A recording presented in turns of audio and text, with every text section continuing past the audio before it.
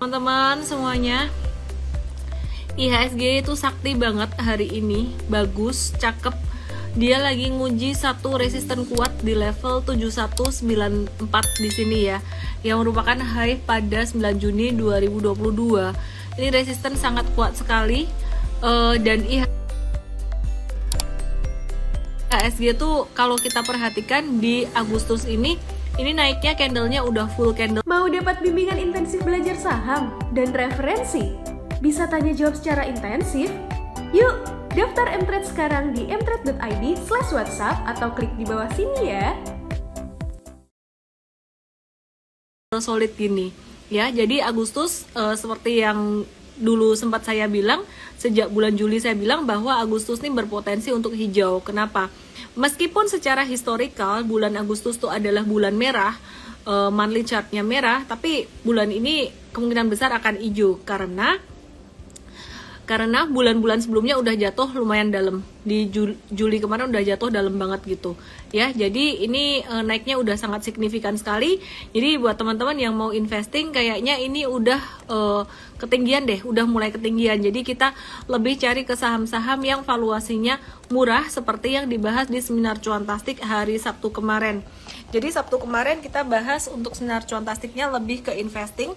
Sabtu nanti seminar Cuantastiknya lebih ke trading, cara membuat trading plan dengan support dan resisten gitu. Cara cari support dan resisten ya untuk trading plan gitu. Oke, terus hari ini yang ngegas tuh ada GoTo dan juga ada TLKM. Kita mau lihat GoTo-nya gimana ya. GoTo sih kalau di Mtrade kata Nugraha, mari jebolkan bersama. Oke. Martley Arts, Big Bang. Susanati, thank you di Singapura tapi masih mau sharing. Iya nih, I'm addicted to IG Live kayaknya. Oke. Ya, ini GoTo ya. Di Mtrade ini rekomnya waktu itu di 302 atau 304-an udah naik lumayan, dan kayaknya masih bakalan bisa naik lagi sampai 354. Tinggal nge-hold aja, jangan beli baru. Kalau beli baru udah agak telat gitu. Dan terus masih ada kaitannya dengan GoTo, yaitu saham TLKM. Kaitannya apa biar nanti dibahas oleh Coach Tasya aja ya. Nanti kita sama Coach Tasya malam hari ini. Dan teman-teman perhatikan di sini. Ini TLKM, dia ada satu candle, kalau bisa dibilang ini candle bullish engulfing di sini, dan dia masih bisa berpotensi untuk naik sampai sekitaran 47 sampai 4850, dan ini satu tanda yang cukup bagus gitu ya untuk TLKM. Dan yang menarik lagi sebenarnya ada satu sektor lagi guys yang menarik, tapi bentar dulu, bentar ya, aku benerin dulu tripodku, nggak kenceng ini. Terus aduh, encok masih, meskipun udah banyak jalan tapi masih encok nih. Oke. Aku mau bahas sektor apa nih habis ini?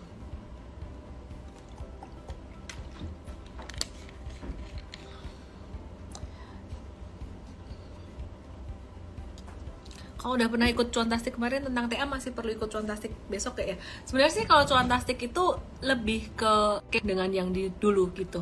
Oke ya. Terus bahas poultry, Miss. Oke, siap. Aku bahas poultry ya. Permintaan Linda dan Brigita Novianti. Oke.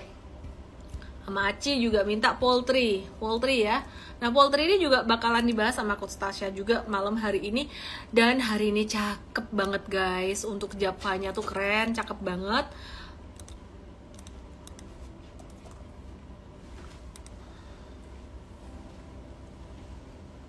Ya, jadi Japfa hari ini, bentar ya, sorry.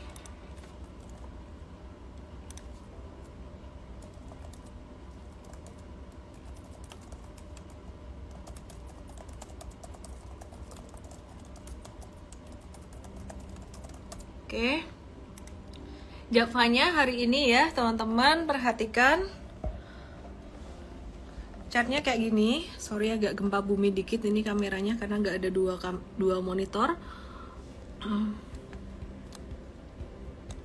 Oke, Japfa tuh kita sempat rekom 2 kali di sini di 22 Juli sampai dengan 1 Agustus. yang udah sempat beli bareng kita, nanti kita akan keluarin petunjuk untuk jangka menengahnya. Jadi yang udah beli waktu itu kita akan kasih tahu petunjuk jangka menengahnya juga, karena belinya boleh bareng ya, tapi jualnya nanti kita akan ajarin buat jual separuh-separuh gitu. Hari ini naik breakoutnya cakep banget, which is breakout dari 2 resisten sekaligus. Ini ada resisten yang merah dan resisten yang biru. 3 resisten deh. Ini sama resisten MA 200 cakep banget ya, bisa sampai ke 1680 ya. Bisa sampai 1680 dan volumenya tinggi. Jadi path-nya kira-kira bakalan gini, Japfa turun dikit. Nah, kalau udah breakout dengan volume tinggi kayak gitu, itu bakalan bisa lanjut naik lagi. Jadi buat teman-teman yang punya Japfa yang hold jangka menengah sih cakep banget sih ini untuk beberapa bulan ke depan. Sekitar jangka pendek sih resistennya 1680 dan 1800-an. Jadi bisa sampai ke 1800 nggak? Bisa. Rentang waktu kurang dari 1 bulan masih sangat memungkinkan. Sebelumnya disclaimer dulu guys bahwa investasi saham mengandung resiko. Oke, terus Matius Kusuma bilang dia lebih ngebut daripada Cepin. Yuk kita lihat Cepin ya abis ini ya. Cepinnya bagus juga, hari ini tuh bagus juga Cepinnya. Buat yang belum punya Japfa sih tadi kita kasih tahu untuk buy Cepin hari ini. Tapi Cepin hari ini tuh belum breakout dari resisten sideways-nya. Cepin itu ada di sekitaran angka 6000.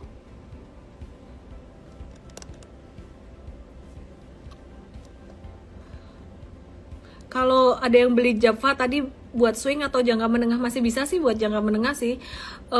Ini Cepin ya, dia belum breakout, dia masih nguji resisten 6000.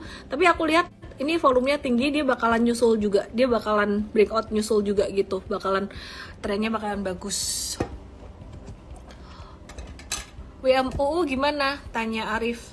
Aku cek ya WMUU gimana ya.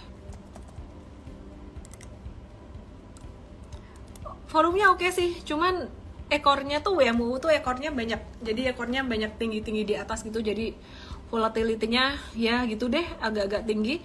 Aku lebih prefer nomor 1 Japfa, baru nomor 2 Cepin gitu.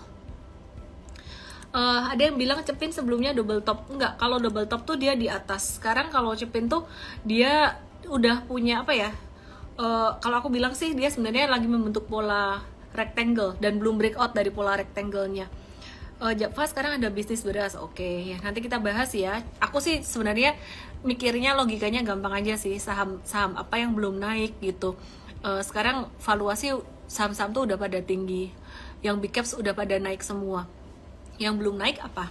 Poultry, pulp and paper, konstruksi, properti, apalagi ya, semen ya, 5 itu yang teman-teman mesti perhatiin kalau mau simpan buat jangka menengah beberapa bulan ke depan sampai setahun ke depan, itu masih lumayan murah gitu ya. Itu yang aku sempat mention beberapa kali diulang-ulang, kalau komoditi udah agak kemahalan juga, apalagi batu bara tuh ITMG bahkan dia udah mencapai level tertinggi sejak 2013.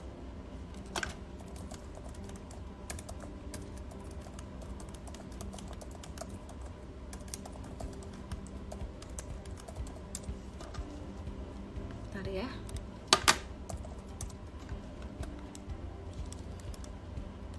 Oke.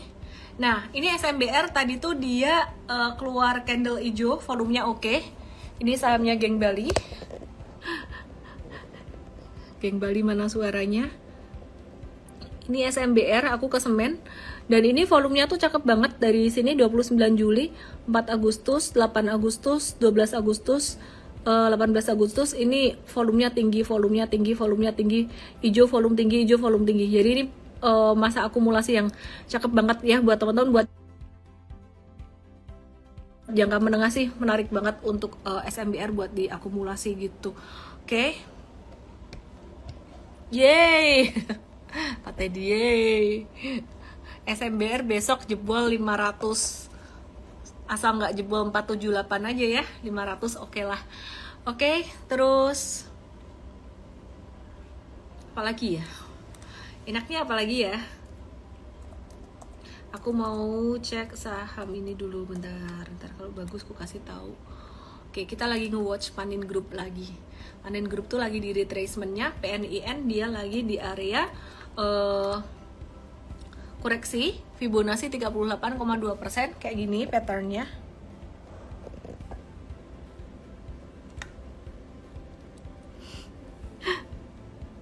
Ya, ini kemarin pas naik volume tinggi, ini turun volume rendah, dia kena Fibonacci 38,2 dan 0, dan Fibonacci 50.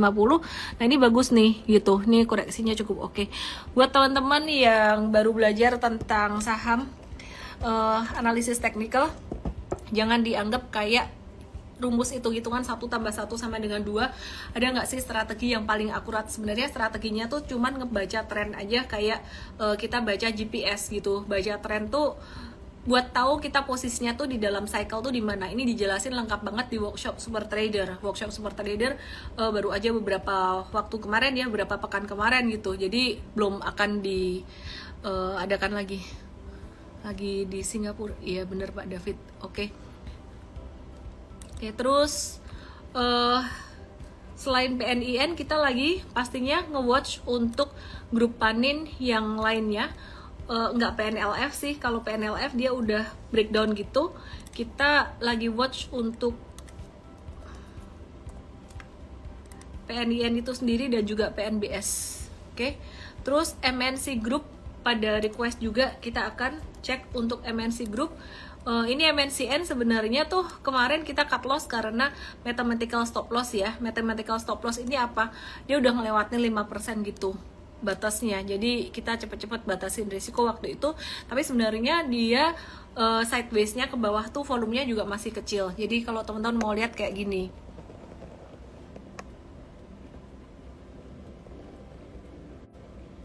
Nih ya. Nah, terus kita cek untuk BMTR. Nah, tadi aktif. BMTR-nya trade ada buy nih tadi. Lancar nggak ya? Karena di sini kok tulisannya reconnecting. Ya, oke.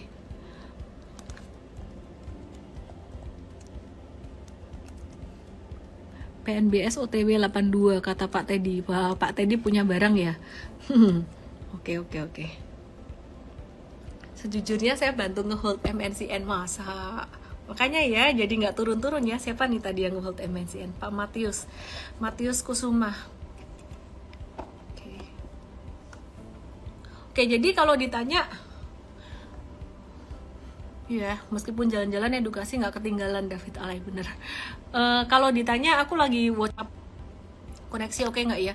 Kita masih nge-watch dari sektor koneksi, sektor koneksi, sektor poultry, ya ampun ya Tuhan, masa sektor koneksi sih. Sektor poultry itu yang pertama. Terus kita masih watch untuk semen, konstruksi, pulp and paper. Satu lagi apa ya? Ingat nggak? Satu lagi apa? Poultry, pulp and paper, konstruksi, semen. Oh ya, properti ya. Oke, jadi 5 itu kita masih watch. Kalau lagi di luar negeri gitu caranya supaya bisa sambil trading gimana? Hahaha. Nggak tahu deh. Ntar ya, stretching dulu. Oke. Sektor koneksi lagi. Oke. Tadi udah beberapa aku bahas. Terus apa ya? Aku penasaran sama properti ya. Jadi beberapa sektor tadi memang masih akumulasi. Properti bakalan istirahat dulu, slow down beberapa hari. Dan itu normal, turun normal. Kalau dia ada turunan, manfaatin buat masuk, buat hold beberapa bulan ke depan. Oke ya. ESA sektor koneksi gitu. ESA oke, dia breakout dari pattern pennant dia tuh. Dia masih bagus banget di sini. Nih ya. Dia masih bagus banget. Nah, jadi dia masih stagnan aja. Yang sempat beli kayak seminggu yang lalu sih, hold aja dulu selama dia masih di atas 1095. Ntar kalau di bawah 1095 gimana di M-Trade dikasih tahu deh real time. Oke ya. Banyakin berenang. Oh gitu ya. Oke. Tolong bahas Arto besok naik nggak, please banget nih. Kasih apa aku? Kasih es krim ya. Es krim Orchard sekarang bukan $1 lagi, $1,5. Udah naik inflasi 50%. Besok borong sektor koneksi. Oke. Artonya ini nggak bagus nih trennya kayak gini. Ya Kalau ditanya bakal ada technical rebound atau enggak sih, ya bisa-bisa aja sih ada technical rebound sih. Better nunggu satu candle hijau dulu, atau misalkan dia jatuh sekalian ke 8675, kalau keluar ekor panjang boleh spekulatif buy on weakness gitu. Tapi aku rasa apa ya, agak berat ya, naiknya agak berat. Jadi kalau aku perhatikan sih lebih ke sektor 5 tadi, bukan sektor koneksi. Poultry, semen, pulp and paper, konstruksi bukan koneksi, terus satu lagi apa ya, properti. Oke. Adaro katanya asing buy banyak. Kita lihat gimana kabarnya Adaro. Adaro hari ini mantul lagi, cukup oke, bisa naik sampai 3350 ya. Jadi level 3350 tuh penentuan. Sorry aku nggak show chartnya karena ngubah-ngubah kamera terus.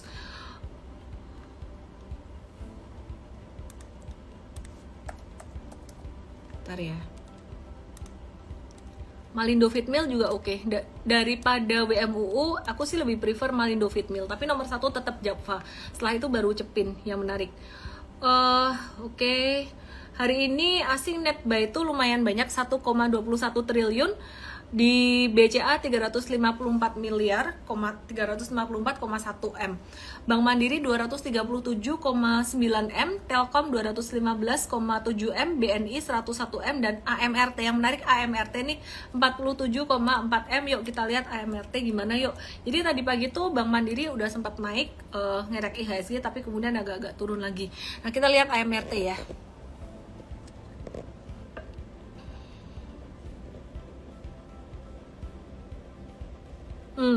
Ya ini AMRT dia lagi sideways, nguji level resisten 2040. Kalau mau beli nanti tunggu aba-aba dari mTrade aja secara real time, karena kita ngelihat formasi volumenya masih belum oke.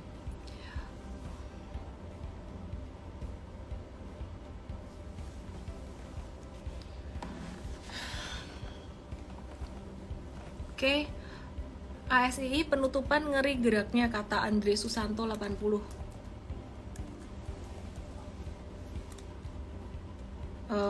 Ya dia ngebentuk doji sih, wait and see aja lah. Friend, saham sejuta umat, Smart Friend Telekom lagi turun normal aja di area support. Supportnya di 106, kalau turun dari 106 mulai agak-agak rawan untuk batasi resiko gitu. Bentar ya. Bentar sabar ya.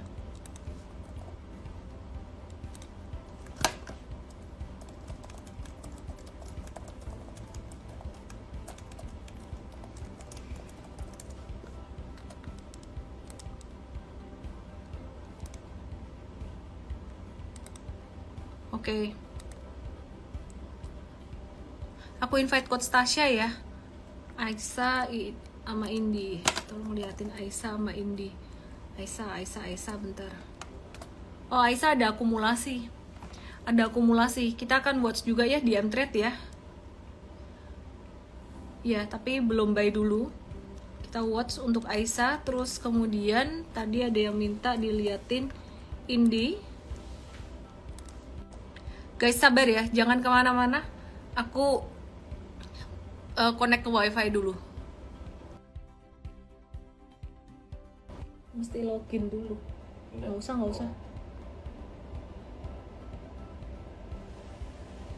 Oke. Indi masih wait and see. Aisyah, sorry ya, aku nggak bisa kasih lihat kamera terus, monitor terus nih.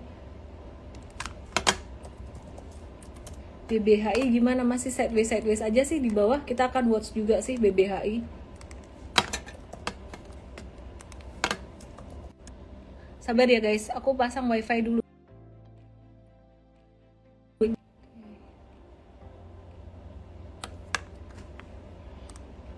AGII masih sideways juga. Adaro bagus sih. Adaro tadi aku udah bahas, dia bisa mantul sampai 3350 gitu. Ya putus, tadi aku mau ganti wifi tapi nggak bisa, harus login dulu gitu.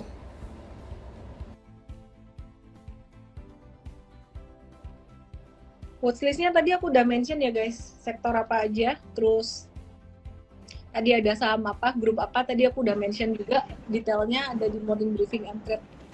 Hai Tasya. Halo Miss. Ya, bahas ini dong FOMC minute sama sektor poultry, terus TLKM hari ini naik kenapa? Oke, jadi semalam itu ada FOMC minutes ya teman-teman. Jadi FOMC minutes tuh beda kalau sama FOMC meeting. FOMC minutes isinya tuh kayak risalah atau poin-poin yang kira-kira bakalan dibahas nih di September mendatang gitu ya di FOMC meeting. Nah, hasil malam itu ternyata The Fed masih akan mengetatkan kebijakannya gitu. Jadi targetnya untuk tahun 2023 itu inflasi masih akan di 2% gitu. Nah, caranya gimana nih supaya menjinakkan inflasi itu? Tentunya dengan menaikkan suku bunga. Nah, jadi sampai dengan tahun 2023 The Fed itu masih akan menaikkan suku bunga. Nah, perkiraan konsensusnya itu di 50 basis poin ya. Kalau dari sebelumnya itu sebenarnya ada penurunan sih dari 75 basis poin. Nah, harapannya langkah The Fed ini tuh masih akan sesuai konsensus gitu ya.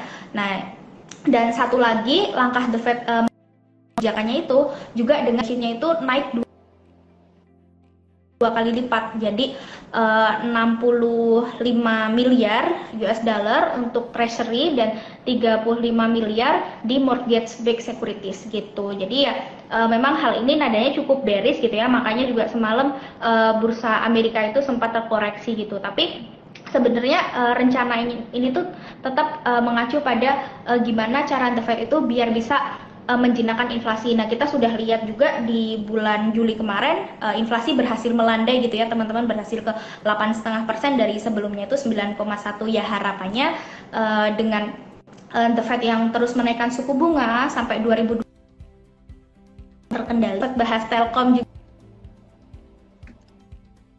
ya sama poultry. Mungkin kira-kira bahas dari mana nih? Poultry dulu kira-kira ya. Tadi poultry itu Cepin, Jepfa kan sempat naik. Emang ini ada beberapa katalis positif ya. Jadi katalis positifnya tuh pertama dari harga jagung. Jadi ternyata harga jagung ini seminggu terakhir itu tuh udah turun sekitar 3%. Nah, harga jagung korelasinya gimana sama emiten poultry kok bisa menguntungkan ketika turun. Nah, jadi jagung ini tuh ternyata digunakan sebagai bahan baku untuk pakan ternak gitu ya. Dan emiten poultry itu bukan hanya jualan ayam boiler, bukan cuma jualan produk-produk jadi makanan gitu. Ternyata mereka itu banyak yang jualan pakan ternaknya. Nah, ketika harga jagung ternyata turun, nah ini bisa meringankan beban bahan bakunya. Dan kedua, ternyata harga ayam itu juga naik teman-teman per 18 Agustus atau ya per hari ini tuh ternyata udah meningkat 11,1% secara year to date gitu, jadi 38.100 ya. Mungkin kita udah merasakan lah harga ayam tuh beberapa hari ini naik gitu ya teman-teman. Nah, jadi gabungan keduanya antara kenaikan harga ayam sama penurunan harga jagung ini potensi bisa memulihkan margin gitu ya dari emiten poultry. Kalau kita ngetrack sejak tahun lalu tuh emang ya kenapa harga sahamnya masih di bawah, masih pada turun gitu ya, karena emang kinerja keuangannya tuh kemarin terdampak gitu ya karena kenaikan harga komoditas dan lain. Tapi ternyata sekarang tuh mulai pulih gitu karena harga jagung udah mulai menurun, terus harga ayam juga udah naik, marginnya udah mulai pulih gitu ya. Jadi ada harapan nih kalau kinerja keuangannya tuh bisa lebih membaik lagi. Nah, yang kedua ini ada sentimen positif juga dari ekspor ke Singapura. Jadi kan beberapa bulan lalu itu sempat terjadi krisis ayam gitu ya di Singapura. Mungkin Miss nih yang lagi di Singapura bisa tahu ya gimana di sana gitu. Nah, sebenarnya jadi sentimen positif juga gitu intinya. Kalau nggak salah sih sampai akhir tahun yang udah dapat ekspor ke Singapura ini ada Cepin sama Jepfa gitu. Cepin sih udah duluan mereka ekspor ke Singapura, tinggal nunggu Jepfa aja mereka mau kirim kapan. Cuman ini lumayan sih bisa meningkatkan penjualan mereka gitu ya. Jadi overall sih kayak gitu untuk poultry. Oke. Tadi ada yang minta dibahasin Saratoga. Menarik loh Saratoga loh. Okay. Aku sih suka. Mungkin bahas Telkom dulu ya Miss tadi. Bentar, aku bahas Saratoga dulu. Nanggung, udah angkat kamera karena kok aku lagi. harusnya catnya. Oke, aku bahas Saratoga ya, nanggungnya agak out of topic tapi udah terlanjur nih buka kamera. Saratoga sih aku expect dia bisa koreksi sampai 2.500. Cuma kayak gak bakal turun sampai 2.500 deh, ke 2.570 aja kali ya.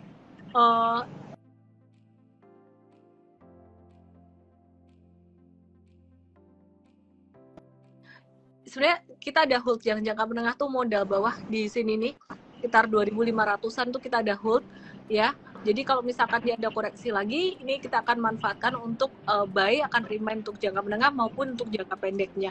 Saratoga itu perusahaan yang bagus ya, jadi nanti mungkin barangkali Coach Tasya kepengen bahas Saratoga after bahas TLKM, silakan. Oke, ya bahas Telkom dulu ya tadi, takutnya kelewat. Jadi Telkom tuh juga hari ini naik gitu ya. Ini juga sebenarnya ada pengaruh dari Goto. Nah, kenapa kok Goto naik, Telkomnya juga ikut naik? Jadi ternyata Telkom ini juga ada investasi ke Goto. Nah, investasinya tuh melalui anak usahanya Telkomsel gitu ya. Jadi tahun 2020 mereka tuh invest ke Goto sebelum merger sama Tokopedia tuh senilai 2,1 triliun. Nah, investasinya ini berupa obligasi konversi. Jadi makanya ini tuh obligasinya nggak bisa dijual gitu ya.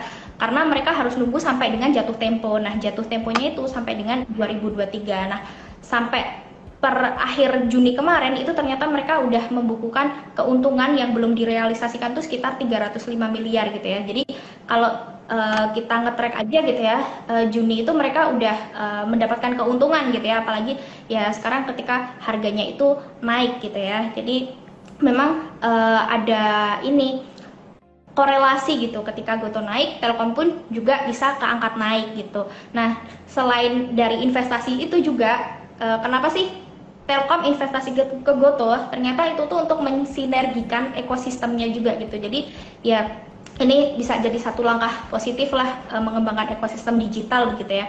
Nah, selain itu juga hari ini tadi juga sempat dibahas sama Miss Ellen, Telkom itu juga hari 15,7 Putus ya? miliar, ini tuh juga tertinggi nomor 3 gitu setelah BBCA sama BMRI. Jadi ya karena ada aliran asing yang masuk cukup gede ya, inilah yang bisa mengangkat harga Telkom tuh naik seperti itu. Oke, aku mau ingetin guys, ICBP sama Indofood jangan dilupain ya. Dia sideways itu, ICBP berhari-hari sideways, dia ketahan 8550-nya. Itu merupakan support yang kuat, ada EMA 200 di situ.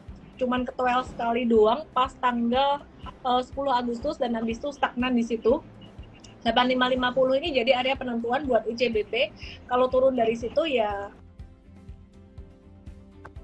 kalau aku memperhatikan ICBP ini teman-teman bisa collect dikit-dikit buat jangka panjang. Kenapa? Simple aja, harga mie instan mau naik gitu. Dan selama teman-teman nih masih pada demen, pada doyan makan Indofood ya bakalan bagus buat dia gitu. Karena buat ICBP perusahaan consumer gini nggak gampang, selain dengan menaikkan harga ya, itu nggak mudah. Kenapa? Karena orang-orang meskipun dia makin kaya banget, dia nggak bakalan kayak nyetok Indomie banyak-banyak misalkan kayak gitu, atau produk lainnya banyak-banyak, enggak juga gitu.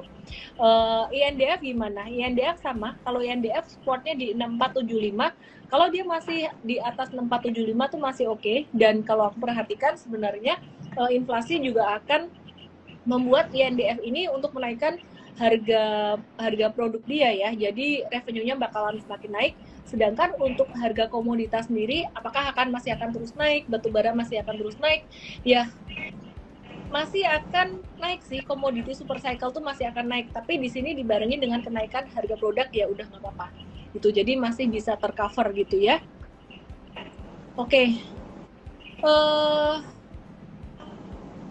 Ya, Tasya, dari sektor yang lain ada update nggak? Atau Tasya mau update untuk sektor consumer good juga nggak? Mungkin tadi ya apa? Saratoga ya, tadi kan sempat bahas juga tentang Saratoga, masih menarik. Jadi Saratoga itu kan perusahaan investasi gitu ya teman-teman. Jadi sebenarnya kita kalau ngelihat saham yang dipunya Saratoga apa aja gitu ya, kalau naik ya itu bisa berpengaruh positif juga gitu.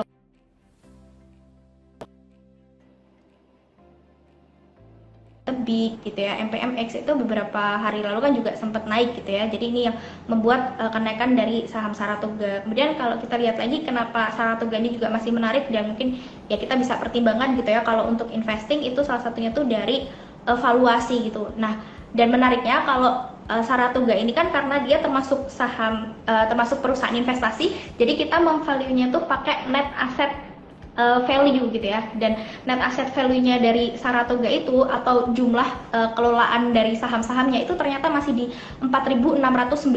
Nah, kalau dibandingin sama harga sahamnya sekarang di 2.690, itu tuh masih ada potential upside ya sekitar 60%-an lebih gitu kan. Jadi ya harapannya kalau misalnya dia bisa bersaing dengan NAV-nya ini, artinya kita masih punya potensial upside yang cukup tinggi gitu. Jadi kalau untuk investing sih masih cukup menarik gitu, secara fundamental. Oke, good. Muhammad Chandra Negara, betulkah kalau kita mau mendapatkan dividen besar per tahun, perbanyaklah satuan lot yang Anda punya? Oh, itu logika yang sangat gampang sekali ya. Mau dapat dividen banyak ya punya sahamnya banyak. Tapi nggak kayak gitu juga ya teman-teman. Itu logika yang sangat simpel. Mau cuan banyak, modalnya banyak. Cara yang lebih cerdas adalah dengan melihat perusahaan apa yang bagi dividen cukup besar ya, dividen yield cukup gede. Beberapa di antaranya tuh ada ITMG, ada PTBA gitu. Mungkin besok bisa dibikinin konten Coach Tasya atau dibahas di morning briefing besok ya gitu. Dibikinin jadi konten Instagram dan dibahas di IG morning briefing besok di Mtrade. Oke. Konstruksi udah dibahas belum ya? Kayaknya kita udah bahas konstruksi terus ya beberapa hari kemarin. Emang masih mau dibahas ya? Aku sih update teknikalnya aja kali ya, karena fundamentalnya pasti juga nggak banyak berubah untuk konstruksi. ADI masih bisa naik sampai 830, tapi udah nggak worth it untuk dikejar karena dia udah naik selama beberapa hari terakhir ini. 2 hari yang lalu turun, tapi turunnya normal aja. Jadi udah dekat dengan resisten, sebaiknya tunggu retracement aja. Kalau nggak turun ya biarinlah, masih ada saham yang lainnya. Terus kemudian BSKT juga ini ada sedikit koreksi normal, biarin dulu aja. Dia bakalan ada kemungkinan untuk koreksi sih kalau WSKT mungkin sampai sekitaran 560-an, dan untuk saham konstruksi lain masih akan sideways. Jadi 5 sektor yang sekarang kita watch adalah properti, konstruksi, pulp and paper, poultry, dan satu lagi sektor apa ya, properti, konstruksi, pulp and paper, pulp and paper, poultry, satu lagi apa guys? Ingat nggak? Satu lagi, sektor murah. Coba.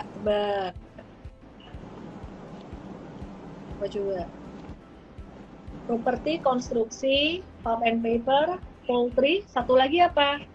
Tadi aku ada sebut loh, semen. Ya benar, Liong BC. Kamu dapat Riyandi Wijaya, Herman Selibel, Osil Sela, Adle Udlun enggak, sektor koneksi enak aja. Indra S. Yusuf, ya 5 orang dapat Mtrade 7 hari, langsung aja DM saya dengan kode MT7, nama, email, dan WhatsApp, dan kita lagi watch lagi untuk ada SMGR, terus kemudian kita watch, SMBR, kalau untuk SMBR dan INTP-nya dibahas di morning briefing besok aja, Tasya tolong dicatat, terus kemudian kita watch untuk sektor grup Panin, ada PNBN, PNBS kita watch, terus kemudian ada beberapa saham lain yang tadi kita watch, Saratoga, terus yang lain-lain kita bahas di morning briefing besok ya. Oke, teman-teman, segitu aja dari aku, karena aku belum mandi malam hari ini. Udah jam 9.40 di sini. Sektor koneksi itu tadi salah ngomong, jadi buat yang pemula harap jangan dimasukin ke hati lah. Oke, thank you semuanya buat yang udah nonton, yang udah setia nonton setiap hari, dan terima kasih buat Coach Tasya. Sehat selalu, salam profit, dan jangan lupa masih ada promo Merdeka Fiesta di bulan Agustus ini, mumpung sahamnya lagi bagus-bagusnya. Langsung aja ke mtrade.id /WhatsApp, beli 12 bulan dapat tambahan 5 bulan jadi 17 bulan. Salam profit, thanks Tasya, bye. Thank you semuanya, selamat profit. Jangan lupa download aplikasi Mtrade di Android dan nikmati edukasi premium sekarang.